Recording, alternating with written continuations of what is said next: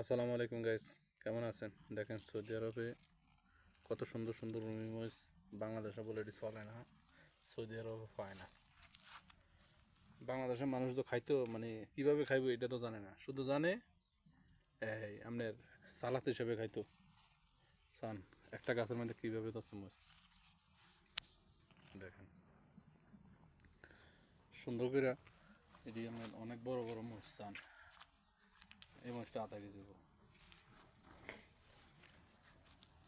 কত সুন্দর সুন্দর মরিচ সৌদি আরবে।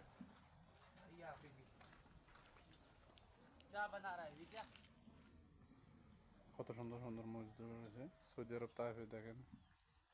আলহামদুলিল্লাহ।